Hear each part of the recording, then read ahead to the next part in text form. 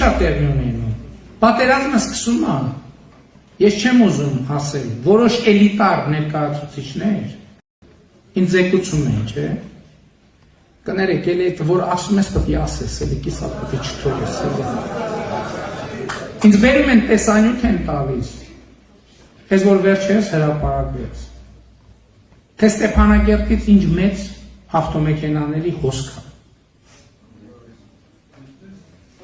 Ես իմ տնոջը ուղարկում եմ Ստեփանագերտ, ասում եմ դու գնա Ստեփանագերտ։ Ինչու՞ են բանի, որ ուղղությունը ճիշտ ընդդեից ստեղ չի, ստեից ընդեղ է։ Իմ կինը գնում է ռմբակոծվող քաղաքում։ Այդ ինձ հաճելի սարքել են, ասում է, մեկ իդիոտ ով կա, ասում է, կներեք, ասում է Աննա Հակոբյանը բաներ է դրել, շուչողներ է դրել բանի տակ, այդ զորամասերում, որ հակառակորդը թիրախը ճիշտ գործի։ Չէ, մարդը պետք է դա հնարավոր համարի։ Եվ այո, ասում եմ որպես պատերազմական իրավիճակում զինված ուժերի գլխավոր հրամանատար։ Հանկարծ որևէ մեկը չկասկածի այդ հրամանատարական հատկությունների վրա, որևէ մեկը։ Հանգիստ նստեք տեղներդ, հանգիստ նստեք տեղներդ։ Ասում են Շուշին ծախել են, ով է ծախել Շուշին։ Շուշին եթե ծախել են վերջին 30 տարվա ընթացքում, որովհետև Շուշին մի դժբախտ, դժգույն քաղաք էր, մեզ պետք էր Շուշին, բայց որ պետք էր ինչի էր այդ վիճակում։ Իսկ Շուշին հակամարտությունից եւ ազատագրումից առաջ ունեցել է 90 եւ ավելի տոկոս ադրբեջանական բնակչություն։ Այսինքն դուք ուզում եք ասել, որ 90 եւ ավելի տոկոս ադրբեջանցի բնակչություն ունեցող Շուշի քաղաքը հայկական է այդ կարգավիճակով։ Շուշին ադրբեջանական է, պարոն Փաշինյան։ Ձեր հայտարարությունը ազգային ժողովից։ Դուք եք հարց տալիս, որ ես հայտարարել եմ, որ Շուշին ադրբեջանական է։ Չեք հայտարարել։ Դուք եք հարցը տալիս, ես ձեզ հարց եմ տալիս։ Ես ձեզ հարց եմ տալիս, դուք եք հարցը տալիս։ Պարոն Փաշինյան, դուք չեք հայտարարել։ Դուք եք հարցը, ով էր հարցը տալիս, որ ես հայտարարել եմ, որ Շուշին ադրբեջանը։ Ես եւս այդ հարցը տվել եմ։ Որտեղ եմ ես հայտարարել, որ Շուշին։ Ազգային ժողովում ես Հիմա ասում եմ։ մի րոպե, թղթի վրա գրեք մեջբերումը։ Մի րոպե, ներողություն, ոչ, բանավոր իմ մի րոպե սպասեք։ Ին մեջբերումը կբերեք դուք անձամբ թղթի վրա, որ ես դա հայտարարել եմ եւ ուղիղ եթերում ես ձեր հարցին կպատասխանեմ։ Պարոն Փաշինյան, ես հիմա ասում եմ ձեր հայտարարած խոսքը։ Պարոն Փաշինյան, ես հիմա կարող եմ մեջբերել Շուշին ադրբեջանական է ձեզ։ Բայց հանկարծ չմտածեք, թե ձեր թիկունքում որևէ բան կարող ենք մենք անել, որովհետև եթե մենք ձեր թիկունքում բան անենք, էլ մենք ով ենք, մեր ապրած կյանքը ինչ իմաստ ունի, մեր գործունեությունը քանի կոպեկի արժեք ունի, եթե մենք ժողովրդի թիկունքում որևէ բան անենք, մենք կարող ենք սխալ նախադասություն կարող ենք ձևակերպել, կարող ենք, մարդ ենք, ներողություն մեր բոլոր սխալ ձևակերպած նախադասությունների վրա, բայց մենք երբեք ձեր թիկունքում գործարքի չենք գնա։ Այսինքն, երբ որ մենք արդեն համաձայնվել էինք, որ պետք է պատերազմը կանգնեցնել, առաջ եկավ նոր պայման։ Այդ նոր պայմանը հետևյալն էր, որ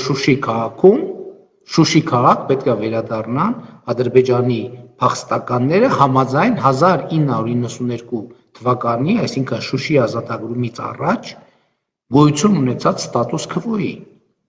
Իսկ այդ ստատուս քվոյի համաձայն 92 թվականի արձանագրության համաձայն այն ինչ որ առաջարկվում էր, ըստ էության առաջարկվում էր, ոչ թե ըստ էության, այլ ուղիղ առաջարկվում էր, որ մենք արձանագրենք, որ Շուշի քաղաքում պետք է լինի 90 եւ ավելի տոկոս ադրբեջանական բնակչություն, ավելի կոնկրետ 96%, 92 թվականի ստատուս քվոյով։ Եվ երբ որ սա պարզ դարձավ, ինձ շատերը մեղադրում էին հրապարակային, որ տարբերակ է եղել, որ Շուշին կարգավիճակով մնա հայկական, բայց ես այդ հնարավորությունը չեմ օգտագործել։ Ես էլ այստեղ արձագանքել եմ ընդհանրապես այդ իրողությանը եւ այդ արձագանքներին, թե այդ ովքեր են եւ ինչպես են համարում, որ երբ որ Շուշի քաղաքում լինի 96% ադրբեջանական բնակչություն, իր այդ կարգավիճակով քաղաքը համարվի հայկական վերահսկողության ներքո, ինչպես падգամավորն է հարցնում։ Ես էլի ուզում եմ падգամավորի հարցի այդ հատվածը մեջբերել բառացի։ Ռուսաստանի նախագահ ձեզ առաջարկել է շատ ավելի շահեկան պայմաններով կանգնեցնել պատերազմը Շուշին մնալով մեր վերահսկողության ներքո։ Ինչին ես պատասխանում եմ, որ պատերազմը կանգնեցնելու այդ պայմանը, այդ կոնտեքստում Շուշիի 90 եւ ավել տոկոս ադրբեջանական բնակչություն ունենալն է եւ այդ կարգավիճակով Շուշի քաղաքը հայկական է իր այդ կարգավիճակով, խոսքը իր կարգավիճակի, ընթացիկ կարգավիճակի մասին է, ոչ թե ծագումնաբանության։ Եվ ես կոչ եմ անում բոլորին լրջանալ եւ կատակ չբռնի։ Եվ սա ասում եմ որպես պատերազմական իրավիճակում եւ ընդհանրապես սահմանադրությամբ զինված ուժերի գերագույն հրամանատարի պաշտոնակատար։ Այդքան սուր խոսակցություն որտեղ է ունեցել 10 մարդու ներկայության, այդ մարդը որ ես գեներալ լեյտենանտի եւ գեներալ գնդապետի կոչում եմ տվել, այդ մարդը 10 մարդու ներկայությամբ իր ասածից հրաժարվում է։ Իր ասածից հրաժարվում է։ Ես չի ուզում ասեի, մի րոպե, ես չի ուզում ասեի, բայց այսօր էլի առիթ կտամ, թող էլի հայտարարություններ անել։ Ինչքան խոսան այնքան լավ։ Օնի Գասպարյանը դեռ Շուշիի համար է պատասխանում։ Շուշիի համար է պատասխանում, ինքը ինձ պետք է ինչ է, դատարանում պետք է բացատրի, թե Շուշիի օգնության հասնող խումբը ինչի է 2 օր ուշացումով, օրուկես ուշացումով տեղ հասել։ Мы были бы рады, если бы Шуша была объявлена культурной столицей не только Азербайджана, но и всего тюркского мира, заявил президент Турции Реджеп Тайип Эрдоган, выступая в Милли Меджлисе. Было бы прекрасно, если известные деятели культуры и искусства из стран тюркского мира встретятся в Шуше, добавил турецкий лидер. Bu yıl Azerbaycan'ın kültür başkenti olan Şuşa'yı gelecek yılda Türk dünyası kültür başkenti olarak görmekten memnuniyet duyarız. Эрдоган также подчеркнул, что Карабах подарил миру великих – Вагифа, Натаван, Узейра Гаджибекова, Бюльбюля, Рашида Бейбетова и многих других деятелей искусства. Այդ տարածքները այդ ժամանակ չեն հանձնվել, հոկտեմբերին չեն հանձնվել։ Այդ տարածքները 30 տարի հանձնվել են, երբ որ ընդեմ մոլախոտ աճել։ Ասում են Շուշին ծախել են։ Ո՞վ է ծախել Շուշին։ Շուշին եթե ծախել են վերջին 30 տարվա ընթացքում, որովհետև Շուշին մի դժբախտ, դժգույն քաղաք էր, մեզ պետք էր Շուշին։ Глава государства в ходе своего выступления объявил Шушу культурной столицей страны. Я объявляю город Шуша культурной столицей Азербайджана. Город Шуша достоин этого. Считаю, что Шуша может считаться культурной столицей не только Азербайджана, но и региона. Культурная жизнь города Шуша должна быть богатой. Работам по восстановлению города уже дан старт, заявил президент Ильхам Алиев. Մեր գնահատանքի խոսքերը ասենք մեր նահատակ զինվորներին, այդ թվում նորատուսցի, ընդհանրապես բոլոր մեր նահատակ զինվորներին, մեր հատկապես ժամկետային զինծառայողները, իրենք երկնքում մեզնով հպարտանան իրենց հայրենիքով, իրենց ժողովրդով, հպարտանան նրանով, որ իրենց ժողովությունները իզուր չեն անցել, որ իրենց ժողովուրդը, իրենց հարազատները հպարտ են եւ պաշտպանված, ազատ են եւ երջանիկ։ Շուշիի գրավման մասին երեկ հայտարարել էր Ադրբեջանի նախագահ Իլհամ Ալիևը ժողովրդին հղած իր ուղերձում, սակայն հայկական կողմը պնդում էր, որ քաղաքը կողմերից որևէ մեկի լիարժեք վերահսկողության տակ չէ, մարտերն այնտեղ շարունակվում են։ Իր գրառման մեջ Արցախի նախագահի մամուլի քարտուղարը նաև հայտնել էր, այժմ մայրաքաղաք Ստեփանակերտն է վտանգված։ Շուշին ռազմավարական մեծ նշանակություն ունի։ Ղարաբաղյան առաջին պատերազմում Ադրբեջանը հենց Շուշիից էր թիրախի տակ պահում մայրաքաղաքը, մինչև որ 92 թվականին հայկական կողմը ազատագրեց քաղաքը։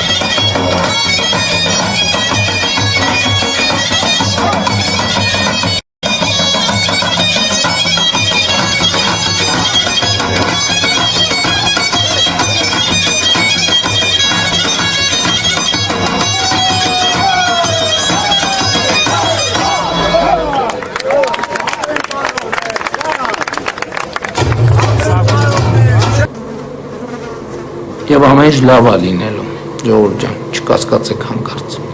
Президент Азербайджана Ильгам Алиев станцевал на Джидыр-Дюзю в Шуше. Предлагаем вашему вниманию эти кадры.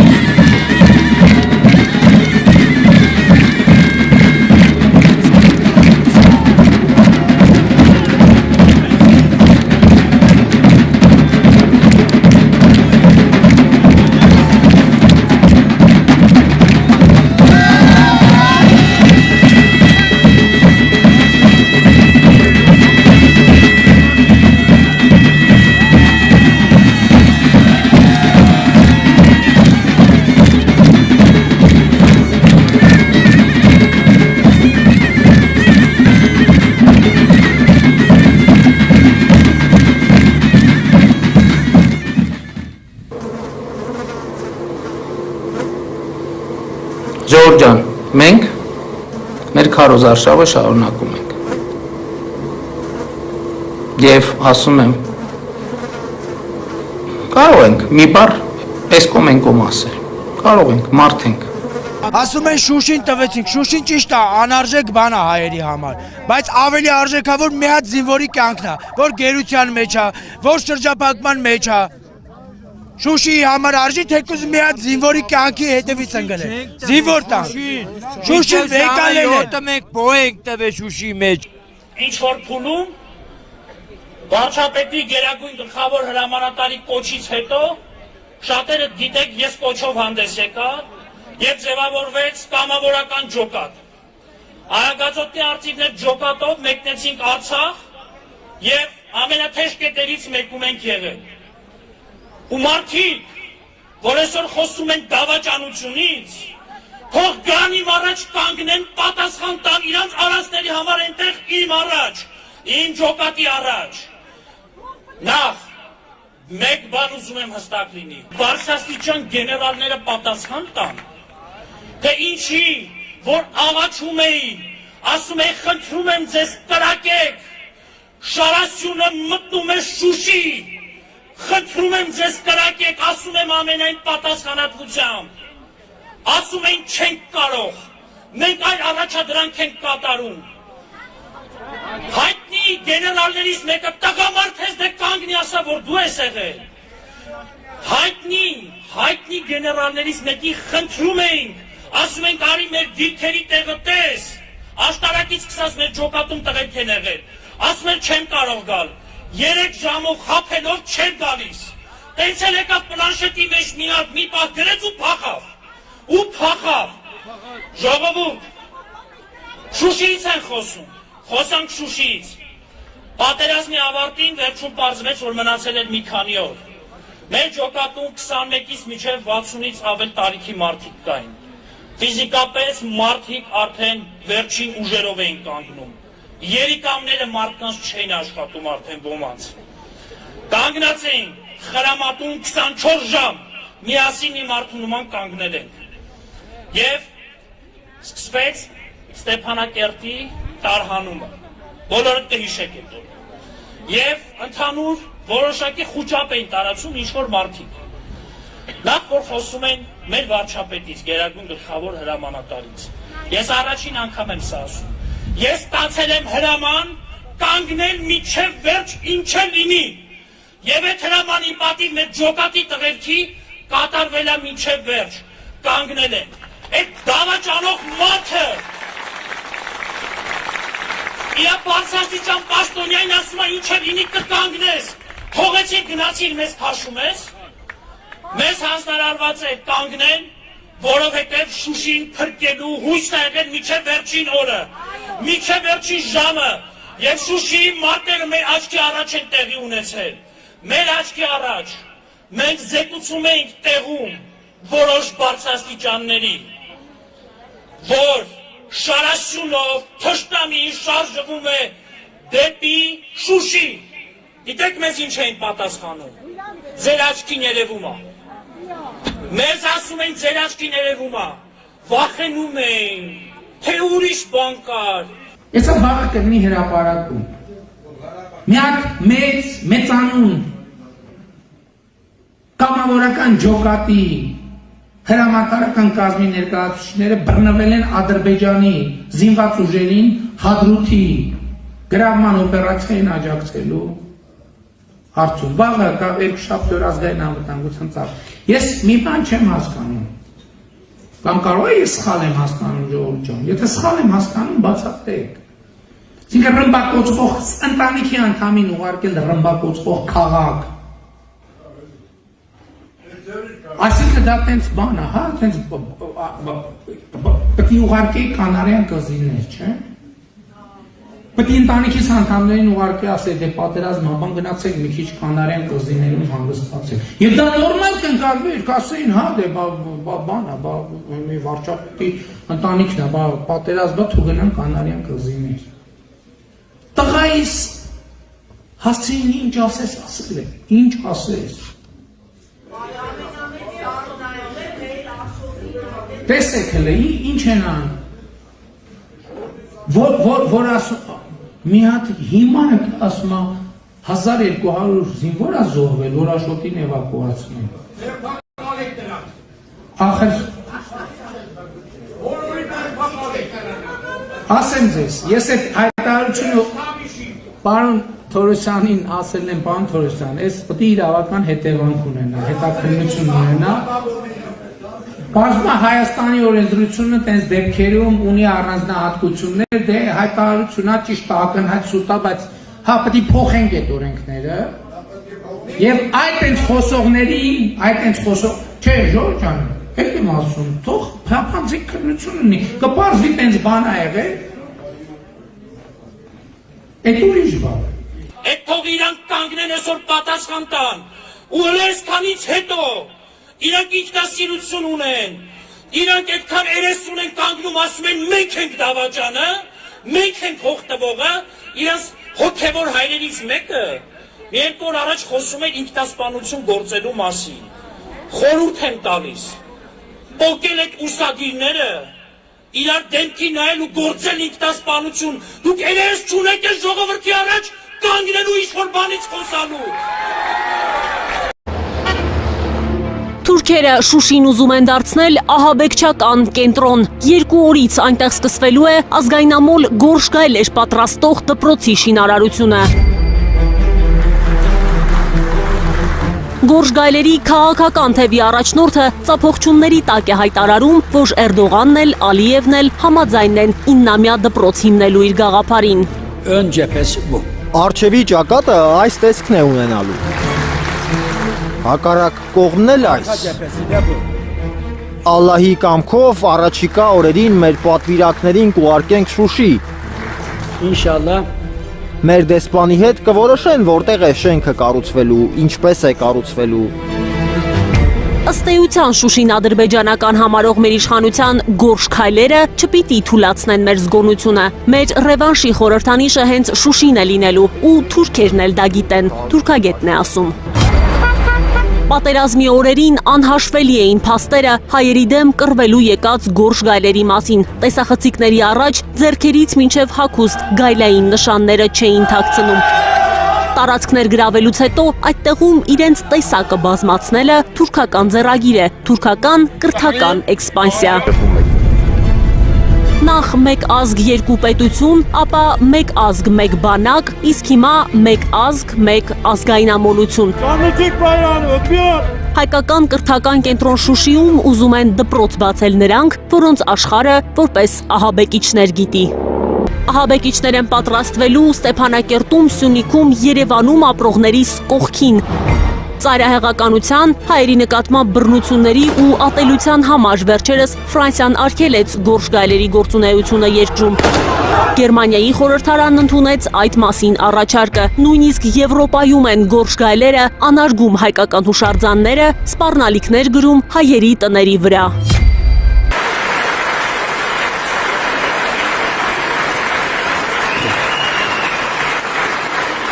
Այսօր դուք մարդկանց փող եք տալի, որ մեզ ասեն թուրք ժամանակին թուրք ասողները, ձեզ թուրք ասողներին հարևանները տանում էին պատիվ էին տալիս։ Մեզ չեք կաշկանդի,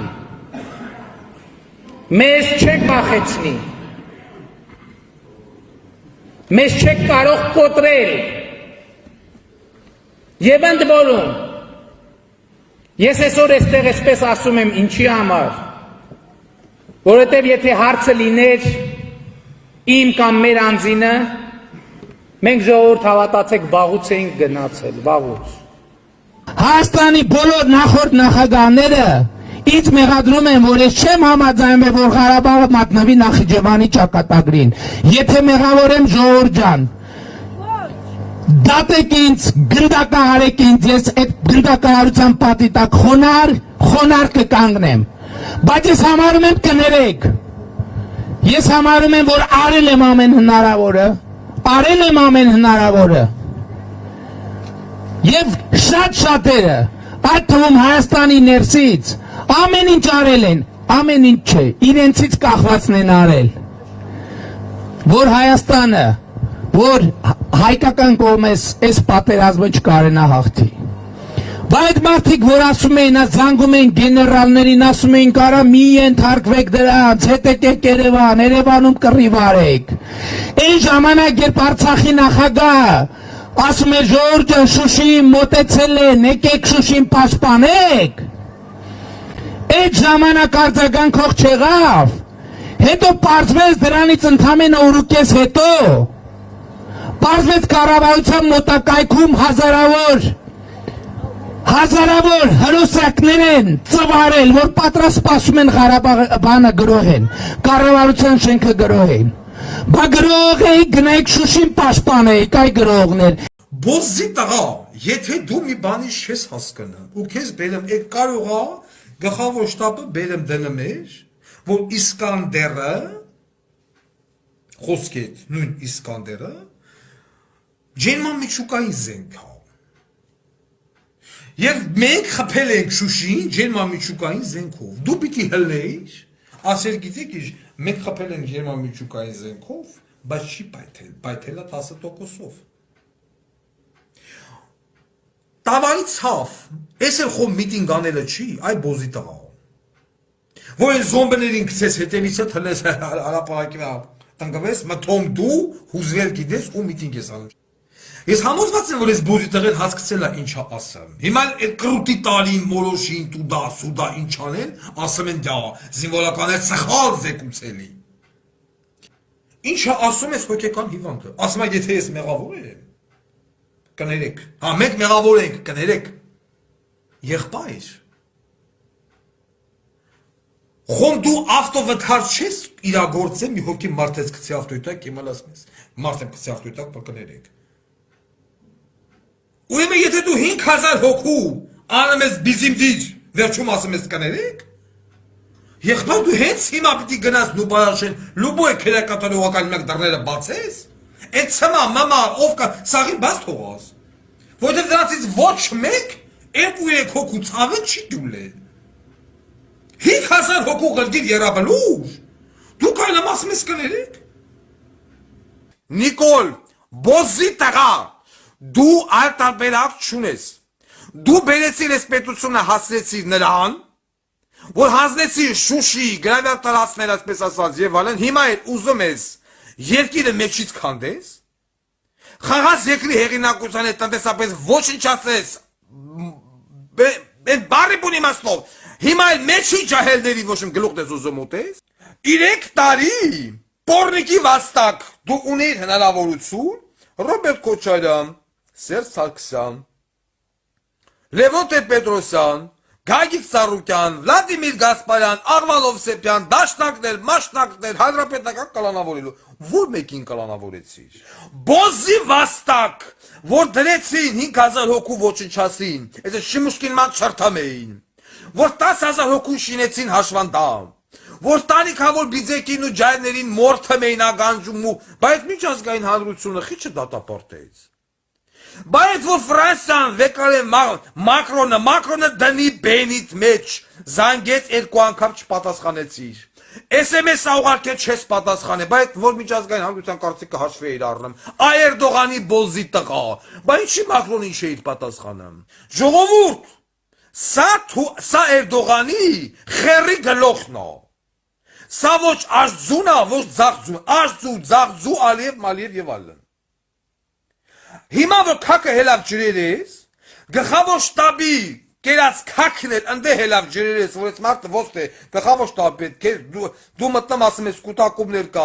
եւ այլ, սա չի թողում դու արդեն պիտի այն ժամանակ Նիկոլին անել բիզիմդին, այդ բանը Իսկանդերը կամ տոչկա, ում պիտի կախեիր կառավարության շենքի կամ դրա դաչի վրեն։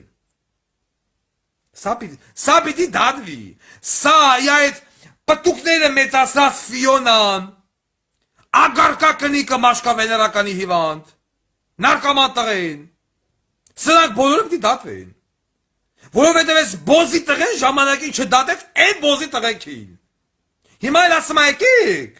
արնահեղություն արեք, իմ համար զոհվեք, որ ես ենի մնա պաշտոնի, հել դրա մենին չեմ հանձնեմ,